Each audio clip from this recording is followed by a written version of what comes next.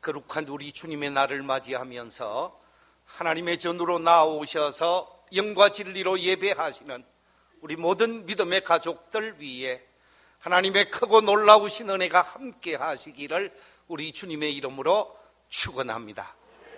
저는 지난주와 똑같은 본문과 제목을 가지고 거룩한 염려를 합시다 하는 제목으로 말씀을 나누고자 합니다. 저를 한번 따라해 주시면 감사하겠습니다. 거룩한 염려를 합시다. 한 번 더 하겠습니다. 거룩한 염려를 합시다. 세속적인 염려, 먹고 사는 것을 비롯해서 내 욕망을 채우고자 하는 일에 염려하고 걱정하고 근심하는 것이 아니라 거룩한 염려, 영적인 염려, 우리의 영혼을 잘되게 하는 복된 염려로 우리 모든 성도님들의 영혼이 잘되고 범사가 잘되고 영원한 미래가 보장되어지는 복 있는 삶이 되시기를 우리 주님의 이름으로 축원합니다. 제가 지난주 두 가지를 말씀드렸습니다. 우리가 해야 하는 거룩한 염려가 무엇인가? 첫째는 믿지 아니하는 악한 마음, 악심을 품을까 염려해야 한다. 우리가 악심을 품으면서 불신앙에 빠지게 되어지면 그 불신앙은 우리의 인생 전체를 불행하게 만들기 때문에 악심을 품을까 염려하라 그랬습니다. 두 번째는 살아계신 하나님에게서 떨어질까 염려하라 하는 말씀을 드렸습니다. 우리가 세속에 물들게 되어지고 세속에 빠지면서 하나님과 멀어지고 하나님과 간격이 생기게 되어지면 그 사이에 마귀가 역사하게 되고 어둠의 영이 역사하게 되어지면서 우리 속에 불행이 찾아올 수밖에 없고 비극이 찾아올 수밖에 없기에 하나님과의 관계 설정에 있어서 늘 하나님과 하나 될 수 있는 사람, 하나님과 떨어지지 아니하도록 염려하며 바른 믿음의 길을 걸어가야만 한다라고 말씀을 드렸습니다. 오늘 계속해서 본문 속에 기록이 되어져 있는 우리 그리스도인들이 해야만 하는 거룩한 염려를 두 가지 더 발견할 수가 있는데, 세 번째 우리가 해야 하는 거룩한 염려가 무엇인가? 오늘 본문에 보니까 저를 한번 따라해 주시기 바랍니다. 죄의 유혹을 받을까 염려하라. 죄의 유혹을 받을까 염려하라고 오늘 본문 13절 속에서 말씀하고 있습니다. 13절에서 이렇게 기록하고 있습니다. 오직 오늘이라 일컬는 동안에 매일 피차 권면하여 너희 중에 누구든지 죄의 유혹으로 완고하게 되지 않도록 하라. 죄의 유혹을 받게 되어지면 그 죄가 우리를 지배하게 되어지고 지배하는 죄에 의해서 우리의 심령이 완고하게 되어진다고 말하고 있습니다. 그렇습니다. 우리는 매일매일의 삶의 현장 속에서 끊임없는 유혹을 받으며 삶을 살게 되어집니다. 여러 종류의 모습으로 우리를 향하여 유혹의 손길이 뻗어오게 되어집니다. 물질적인 문제 속에서 유혹이 찾아오기도 하고, 정신적인 문제 속에서 찾아오기도 하고, 명예와 관련된 문제로 찾아오기도 하고, 다양한 유혹이 우리를 향하여 도전하게 되어집니다. 이 유혹에 의해서 죄에 넘어지게 되어지고 죄에 사로잡혀지면서 우리의 마음이 완고하게 되어지면 우리는 바른 믿음의 길을 걸어갈 수가 없기에 죄의 유혹을 받지 아니하도록 염려하는 삶이 우리에게 있어야 함을 강조하고 있습니다. 죄의 유혹을 받게 되어지면 네 가지 측면에서 문제가 나타난다고 합니다. 그 네 가지 가운데 제일 먼저 우리의 마음이 어두워진다라는 거예요. 우리의 마음이 어두워지게 되어지면 어두움 속에 사로잡히면서 죄를 죄라고 확인하지 못한다라는 거예요. 잘못을 잘못으로 인식하지 못한다라는 거예요. 하나님이 기뻐하지 않는 일임에도 불구하고 그것 때문에 바른 판단을 할 수가 없다라는 것입니다. 이처럼 죄의 유혹을 받게 되어지면 마음이 어두워지게 되어지고 그 다음에 나타나는 것이 감각이 아주 무디어진다라는 거예요. 아마 여러분들 경험해 보지 않아서 잘 모를 거예요. 우리 아이들이 뜨거운 그 솥뚜껑에 손이 가게 되어지면 아이들은 한 번 경험하고 두 번 경험하면서 솥뚜껑은 뭐하다? 뜨겁다라고 하는 인식을 갖게 되어지면 손가락이 갑니까 안 갑니까? 안 간다라는 거예요. 그런데 감각이 무디어지면 예컨대 한센병에 걸리게 되어지면 여러분 한센병의 특징이 감각이 없어지는 겁니다. 그러니까 내 손을 100도 200도 속에 넣으면 내 손은 지금 삼기고 있는데도 내 손이 어떻다고요? 삼기는 줄을 모른다라는 거예요. 이게 바로 한센병의 특징입니다. 마찬가지입니다.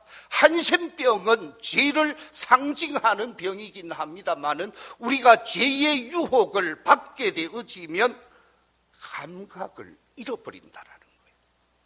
세 번째 나타나는 현상이 판단력을 잃어버리게 되어진다고 합니다. 이 감각이 무디어지면서 판단력을 상실하고 판단력을 흐려지니까 이 판단력을 바르게 할 수 없으므로 죄의 늪으로 계속 빠져들어간다는 거예요. 또 하나의 현상이 나타나는데 결단력을 잃어버리게 되어진대요. 내가 더 하면 안 되지, 내가 더 들어가면 안 되지, 내가 이 속에 들어가면 문제가 있지 하면서도 자신도 모르게 빨려 들어가게 되어진다라는 거예요. 이처럼 죄의 유혹을 받게 되어지면 마음이 어두워지고 감각이 둔해지고 판단력이 흐려지면서 결단력을 상실하니까 완전히 죄에 사로잡히면 그 죄 때문에 인생을 망치게 되어진다는 것입니다. 그렇습니다. 그래서 올바른 신앙생활을 할 수도 없고 바른 믿음의 삶을 살 수가 없다라는 말씀입니다. 이 같은 사실을 누구보다도 잘 알았기에 사도 바울을 통하여 하나님께서는 에베소서 4장 22절 이하 24절 속에서 이렇게 말씀해 주고 있습니다. 너희는 유혹의 욕심을 따라 썩어져 가는 구습을 따르는 옛사람을 벗어버리고 오직 너희의 심령이 새롭게 되어 하나님을 따라 의와 진리의 거룩함으로 지으심을 받은 새 사람을 입어라. 할렐루야. 유혹의 욕심을 따라가는 것으로부터 완전히 벗어나야 새 사람으로 변화되어질 수가 있다라는 말씀입니다. 그래서 우리 주님은 누가복음 22장 39절 이하 40절에서 이렇게 말씀하고 있습니다. 우리 말씀을 같이 한번 읽어보겠습니다. 시작.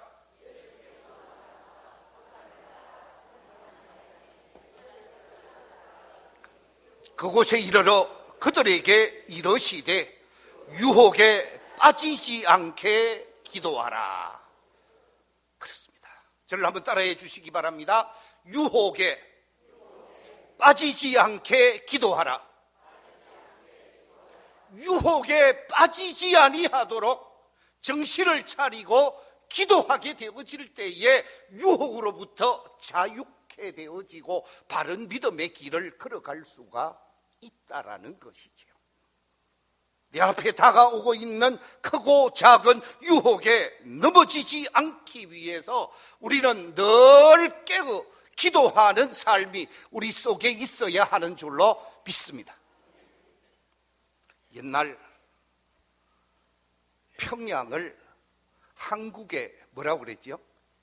그렇습니다. 한국의 예루살렘이라고 그랬습니다. 왜 평양을 한국의 예루살렘이라고 그랬는가? 평양이 거룩한 도성으로 점점 변화되어져 갔기 때문에 그렇습니다. 술집이 하나 줄어들게 되어지고 유흥업소가 하나 줄어들게 되어지면서 교회가 늘어나고 교육 도시가 되고 문화 도시가 되어지면서 살기 좋은 곳으로 바뀌어지니까 거룩한 도성 예루살렘과 같은 도성이라고 그렇게 얘기하게 되어졌는데, 그렇게 얘기하게 되어진 것은 중요한 역할을 했던 두 분 어른이 있었기 때문에 그렇습니다. 그 두 분이 누구냐? 장로교를 대표하는 길선주 목사님. 이 길선주 목사님이 평양에서 엄청난 영향력을 행사했기 때문에 그렇습니다. 또 한 분의 목사님이 계시는데 감리교를 대표하시는 이은성 목사님이라는 분이 있었습니다. 이 길선주 목사님과 이은성 목사님, 장로교 목사님, 감리교 목사님, 이 두 어른이 평양에서 아주 영향력 있는 영적 지도자였다고 합니다. 두 분은 설교도 아주 잘했다라는 거예요. 인품도 훌륭했고 그 당시 모든 평양 시민들이 존경하는 어른이었다고 합니다. 그러니까 이 평양 기생들이, 그리고 술집이 심각한 타격을 받는 거예요. 술집 가던 사람들이 다 술 끊어버리고 교회로 오게 되어지니까 가지 말아야 할 교회로, 그들이 보기에는 교회로 오면서 자신들을 찾아와야 하는데 술집으로, 요정으로 찾아오는 사람이 점점 줄어드니까 어떻게 하면 저 사람들을 넘어뜨릴까 작전을 세웠다고 그러더라고요. 그래서 한 번은 평양에 있는 아주 유명한 요정에 산해진미를 준비해 놓고 길선주 목사님을 모시고 오도록 했다고 합니다. 그래서 길선주 목사님이 잘 지내는 지인 한 사람을 통해서 그 요정으로 길선주 목사님을 모시고 갔습니다. 가서 보니까 목사님이 전혀 경험하지 못한 새로운 세계가 거기 있는 거예요. 산해진미를 차려놓고 목사님 옆에서 아주 예쁘고 아리따운 아가씨가 수종을 드는데 이 목사님의 정신이 혼미해지는 거예요. 이거 어떻게 해야 되나. 그때 그만 이 목사님이 그 술집 요정에서 그 자리에서 무릎을 꿇고 크게 기도를 했답니다. 하나님, 어제의 길선주는 죽었습니다. 완전히 죽었습니다. 유혹에 넘어가지 않게 하옵소서. 이렇게 하니까 그 요정의 아가씨들이 재수 없다 하면서 나가라고 그랬대. 그래서 안 넘어갔다라는 거예요. 그런데 길선주 목사님을 넘어뜨리는데 실패하게 되어진 술집의 요인들이 다시금 감리교의 대표자 이은성 목사님을 넘어뜨리기 위한 작전을 세웠다라는 거예요. 그런데 작전을 어떻게 세웠느냐? 모시고 올 것이 아니라 네가 가서 유혹을 해라. 그래서 웬 예쁜 아가씨가 교회에 등록을 한 겁니다. 교회에 등록을 하는데 교회에 등록함과 동시에 목사님 찾아와서 내가 이런 사람이었습니다. 내가 이런 잘못을 저질렀습니다. 그러면서 자신의 과거에 관해서 회개하고 자복하면서 눈물을 흘리면서 예수 믿고 새로워지기를 원했다라는 거예요. 그래서 교회 등록을 하게 하고 신앙생활을 하는데 열심히 신앙생활을 했다고 합니다. 누구보다도 앞장서서 예배에 참여하고 기도하는 자리에 참여하고 하니까 주변에 있는 모든 사람들이 역시 우리 목사님은 최고다. 기생도 변화시켜서 회개하게 하고 예수 믿게 하니까 정말로 대단한 사람이다 라고 중직자들이 이구동성으로 칭찬을 할 정도로. 그래서 신앙생활을 열심히 했습니다. 교회 나온 지 1년이 지나고 난 다음에 세례를 받았습니다. 세례를 받고 난 다음에 교회 생활을 열심히 하게 되어지니까 4년 차에 서리 집사님이 되었습니다. 누구보다도 열심히 신앙생활을 하게 되어졌습니다. 저 사람이야말로 개가천선한 사람이다라고 말을 하게 되어졌습니다. 그런데 어느 날 이분이 몹시 아프게 되어집니다. 온 몸이 불덩어리가 되어지고 불덩어리가 되어진 자신의 몸을 자신이 마음대로 할 수 없으니까 도우미를 통해서 목사님에게 가서 기도해달라고 요청을 하게 되었습니다. 한밤중 목사님의 부름을 받아서 목사님이 갈 수밖에 없었습니다. 가서 그 자매를 만나게 되어지는데 머리에 손을 얹었더니 완전히 머리가 불덩어리였습니다. 기도해도 그 자리에서 바로 그만 체온이 쑥 내려가고 몸이 깨끗하게 나았으면 문제가 없었을 건데 그냥 기도해주고 나오기가 너무 미안했다고 합니다. 그래서 첫날 가서 기도해주고 둘째 날 가서 기도해주고 셋째 날 가서 기도해주고 이러다가 그만 목사님과 그 자매가 그만 가까워져 버렸대요. 넘지 말아야 할 선을 아무도 몰래 넘어버렸답니다. 아무도 몰랐습니다. 이 사건이 있고 난 다음에 두 사람은 은밀한 만남을 갖게 되어졌대요. 그런데 문제는 우리나라 속담에 여러분 밤에 하는 말은 누가 듣는다고요? 낮에는요? 잘 하시네요.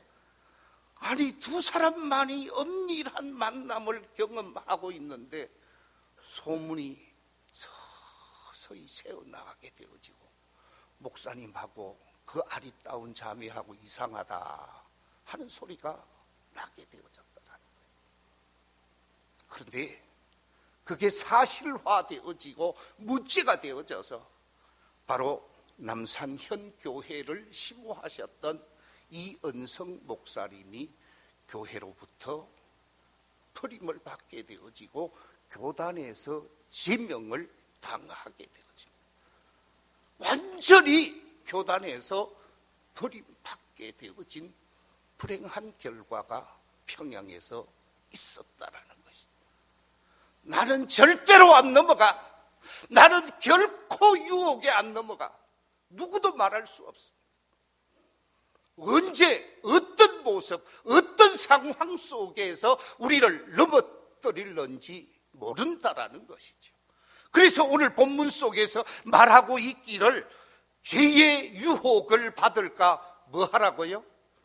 염려하라. 염려하고 깨어 있으면, 기도하게 되어지면 우리는 넘어지지 아니하고 건강한 믿음 생활을 할 수가 있다라는 말씀입니다. 그렇습니다. 이 아침 하나님 앞에 나와 예배하는 우리 모든 성도들이 내게 다가오는 수많은 유혹 앞에서 당당하게 헤쳐나갈 수 있도록 깨어있는 영혼, 정신을 차리며 바르게 믿음의 길을 걸어갈 수 있는 복 있는 성도들이 되시기를 우리 주님의 이름으로 축원합니다. 네 번째, 우리 성도들이 해야만 하는 거룩한 염려가 무엇인가? 오늘 본문 속에 보니까 불순종함으로 안식의 자리에 들어가지 못할까 염려하라 라고 말씀하고 있습니다. 오늘 본문 18절 말씀 우리 같이 한번 읽어보겠습니다. 시작.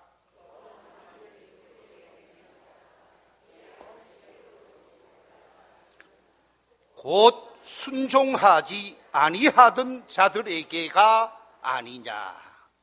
이 말씀이 무슨 말씀이냐 하면 출애굽한 이스라엘 백성들에 관한 말씀입니다. 출애굽해서 홍해를 건너 광야 생활을 하게 되어집니다. 이 광야 생활 속에 있었던 이스라엘 백성들에게 너희들에게 주어지는 하나님의 말씀을 그대로 받고 그 말씀에 순종하면서 하나님을 믿고 하나님을 신뢰하면서 바른 믿음의 길을 걸어가라. 말씀에 불순종하지 말고 원망하거나 불평하거나 하나님에게 가슴 아픈 짓을 하지 말고 바른 신앙의 길을 걸어가라고 모세를 통해서 끊임없이 말씀하신 바가 있었습니다. 그런데 이스라엘 백성들은 모세의 그 말을 바로 받아들이지를 않았습니다. 모세를 통하여 주어지는 하나님의 말씀을 믿고 순종하는 것이 아니라 문제만 있으면 불평하고 문제만 있으면 원망하고 문제만 있으면 불신앙에 빠지게 되어집니다. 이처럼 불평은 불신앙을 낳게 하고 불신앙은 불순종을 낳게 하고 그 불순종 결과 광야 생활을 하던 이스라엘 백성들이 다 광야에서 죽게 되어지고 쓰러지게 되어지고 약속의 땅, 안식의 자리, 가나안에 들어가지를 못했다라는 것이죠. 그런데 다 못 들어간 것이 아니라 아마 출애굽해서 나온 사람을 적어도 한 200만 명은 추정을 하는데 그 가운데서 유일하게 몇 사람이 들어갔죠? 2사람 들어갔습니다. 그 2사람이 누굽니까? 여호수아와 갈렙이었습니다. 하나님께서 여호수아에게 말씀을 주십니다. 여호수아 1장 7절 8절에 이렇게 말씀하십니다. 오직 강하고 극히 담대하여 나의 종 모세가 네게 명령한 그 율법을 다 지켜 행하고 좌로나 우로나 치우치지 말라. 그리하면 어디로 가든지 형통하리니 이 율법책을 내 입에서 떠나지 말게 하며 주야로 그것을 묵상하여 그 안에 기록된 대로 다 지켜 행하라. 그리하면 네 길이 평탄하게 될 것이며 네가 형통하리라. 하나님의 말씀이 주어지고 그 말씀을 지키면서 그 말씀에 이끌림을 받으면서 치우치지 않는 삶을 살 때 네 길이 형통하리라, 네 길이 평탄하리라 약속했습니다. 이 약속의 말씀을 받게 되어진 여호수아, 어떤 삶을 살았습니까? 여호수아의 삶을 한마디로 정리해 주는 말씀이 있는데 여호수아 11장 15절 말씀입니다. 우리 같이 한번 읽어보겠습니다. 시작.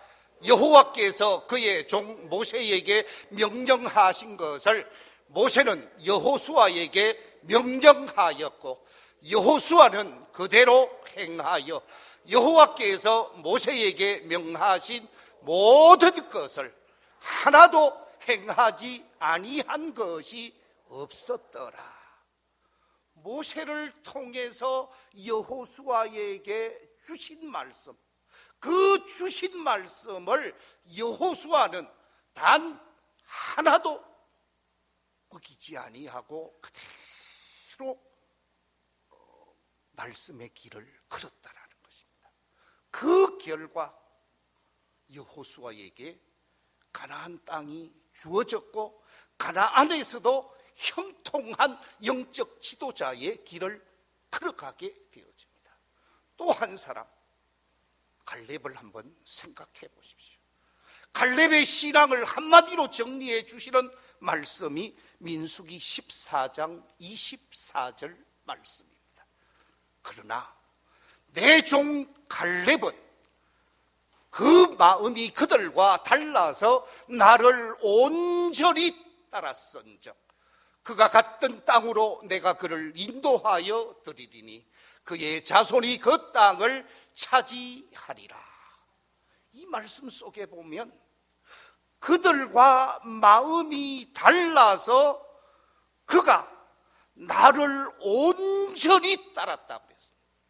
여기서 온전히 따랐다라고 하는 것은 부족함이 없이 따랐다라는 말씀.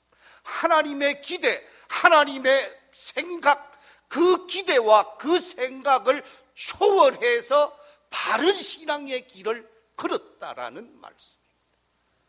이처럼 갈렙이 하나님을 온전히 따랐기에 여호수아와 함께 약속의 땅, 안식의 나라 가나안 땅에 들어가게 되어졌고 그 가나안 땅 중심부 헤브론의 주인공이 되어지는 것을 보게 되어집니다. 그렇습니다. 우리에게 있어서 정말 중요한 것은 하나님이 주시는 말씀, 그 말씀을 믿고 신뢰하면서 그 말씀을 지켜갈 수 있는 저와 우리 모든 성도님들이 다 되셔야 하는 줄로 믿습니다. 하나님이 주시는 그 말씀을 지키게 되어질 때 네 길이 형통하게 되어질 것이라, 네 인생이 평탄하게 되어질 것이라 말씀하셨습니다. 신명기 28장 2절 이하 6절에 보면 말씀을 믿고 순종하며 사는 사람에게 이렇게 약속하고 있습니다. 네가 네 하나님 여호와의 말씀을 청종하면 이 모든 복이 네게 임하며 네게 이르리니 성읍에서도 복을 받고 들에서도 복을 받을 것이며 네 몸의 자녀와 네 토지의 소산과 네 짐승의 새끼와 소와 양의 새끼가 복을 받을 것이며 네 광주리와 떡반죽 그릇이 복을 받을 것이며 네가 들어와도 복을 받고 나가도 복을 받을 것이니라. 할렐루야. 하나님의 말씀에 순종하는 사람, 그 말씀을 지켜 행하는 사람에게는 하나님이 축복하실 것을 약속하고 있다라는 말씀입니다. 신약성경 요한복음 3장 16절 이하 18절 속에서도 이렇게 말씀하고 있습니다. 하나님이 세상을 이처럼 사랑하사 독생자를 주셨으니 이는 그를 믿는 자마다 멸망하지 않고 영생을 얻게 하려 하심이라. 하나님이 그 아들을 세상에 보내신 것은 세상을 심판하려 하심이 아니요 그로 말미암아 세상이 구원을 받게 하려 하심이라. 그를 믿는 자는 심판을 받지 아니하는 것이요 믿지 아니하는 자는 하나님의 독생자의 이름을 믿지 아니하므로 벌써 심판을 받은 것이니라. 하나님의 말씀이 주어지고 그 말씀을 믿고 그 말씀을 신뢰하고 그 말씀대로 믿음의 길을 걸어가면 그는 구원을 받게 되어지는 줄로 믿습니다. 영생의 주인공이 될 줄로 믿습니다. 하나님의 축복의 사람이 되어지는 줄로 믿습니다. 그러나 하나님의 말씀을 받아들이지 아니하고 하나님의 말씀을 믿지 아니하고 하나님의 말씀에 불순종하게 되어질 때에 그는 이미 심판을 받은 사람이라고 말하고 있습니다. 영생의 자리에 들어갈 수도 없고 구원의 백성이 될 수도 없다라는 말씀입니다. 그렇기 때문에 우리에게 있어서 가장 중요한 것은 주시는 하나님의 말씀에 불순종하지 않게 해 주옵소서. 매일 아침마다 새 하루를 맞이할 때마다 우리가 하나님 앞에 기도해야 할, 하나님 앞에 간구해야 할 내용이 있다면 하나님 말씀에 불순종하지 않도록 늘 깨어있게 해 주십시오. 하나님의 말씀에 늘 민감하게 반응하면서 믿음의 길을 걸어가게 하여 주시옵소서. 일상이 기도가 되어야 될 것입니다. 일상의 기도라고 하는 한 시인의 시를 소개하겠습니다. 일상의 기도. 긴 흑암에 잠긴 미명의 시간, 창 너머 달린 샛별과 입맞춤하며 오늘도 두 손을 고이 모은다. 세상에 참빛되게 하소서. 삼분동 은하수 터널을 지나 싱그러운 향기에 취해 밀성교 건너며 오늘도 두 손을 고이 모은다. 세상에 향기 되게 하소서. 갈보리산 십자가 언덕, 주님이 흘리신 보혈의 강가에 앉아 오늘도 두 손을 고이 모은다. 갈보리 섬김 담게 하소서.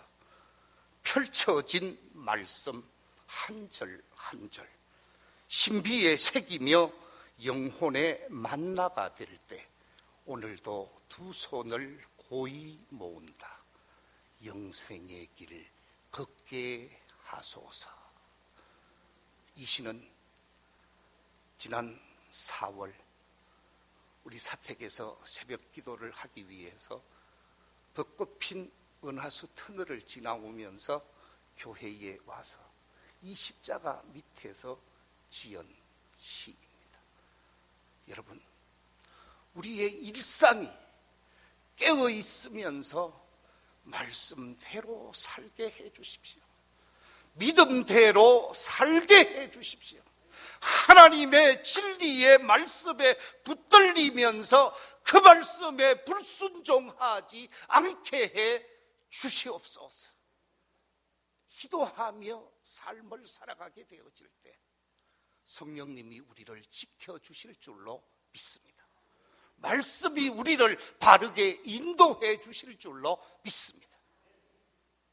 말씀을 맺겠습니다. 저는 2주간에 걸쳐서 거룩한 염려를 합시다 하는 주제로 말씀을 나누었습니다. 우리 성도들이 해야만 하는 거룩한 염려, 믿지 아니하는 악한 마음, 악심을 품을까 염려해야 한다 그랬습니다. 살아계신 여호와 하나님으로부터 떨어질까 염려해야 한다고 했습니다. 매일매일 죄악의 유혹을 받을까 염려하며 깨어 있어야 한다고 했습니다. 주어지는 말씀에 불순종함으로 안식의 자리 천국에 들어가지 못할까 염려해야 한다고 했습니다. 이 같은 거룩한 염려가 여러분의 생활을 복되게 하고 여러분의 믿음의 길을 아름답게 하는 축복된 길이 되시기를 우리 주님의 이름으로 축원합니다. 기도하겠습니다.